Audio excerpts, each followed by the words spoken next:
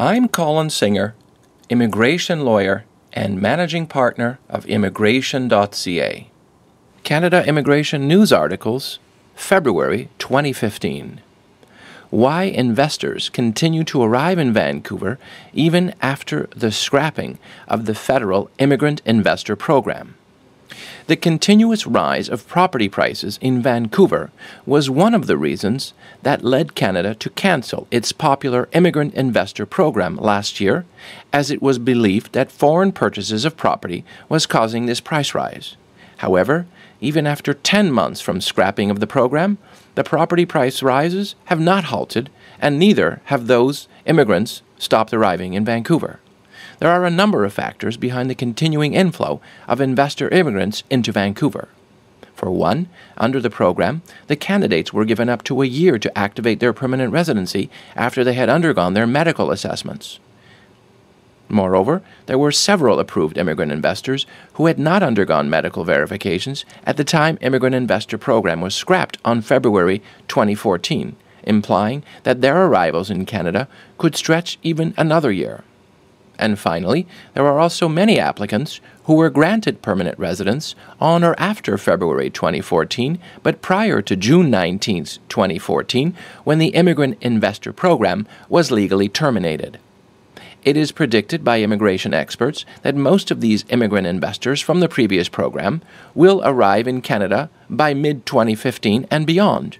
However, in addition to this backlog of immigrant investor applicants, there are several new investor applicants who will arrive to many points in Canada through Quebec's still functional version of the federal program. It has been reported that many potential investors have in the past used Quebec's program to secure entry to Canada, migrating from Quebec to other provinces upon arrival. Statistics show that between 2008 and 2012, about 27,490 permanent residencies were granted under the Quebec program.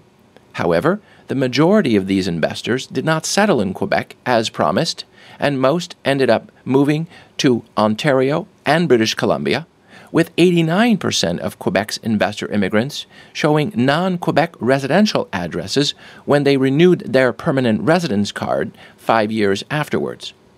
The issue had become quite obvious, leading to the former Immigration Minister Jason Kenney stating in 2013 that Quebec's immigration program should not be about taking money from Chinese millionaires so that they can settle in Vancouver. Quebec is taking the money of immigrant investors and using it, but the British Columbia taxpayers must pay the price for the social services provided to such immigrants selected by Quebec, he said. It is expected that in 2015, Quebec will accept 1,750 applications from investor immigrants, representing a total of 6,200 people, including family members.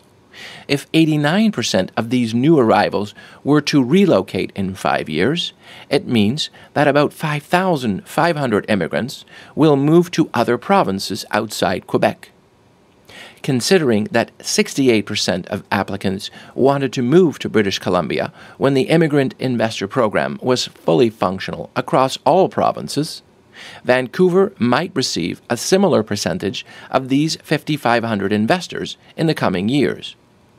This indicates that despite the scrapping of the federal program, Quebec's ongoing investor program will contribute in a major way to the steady arrival of immigrants into British Columbia, Ontario, and other provinces. In fact, the total number of arrivals in British Columbia from this program may not even be halved, but rather at most be modestly reduced compared to previous levels.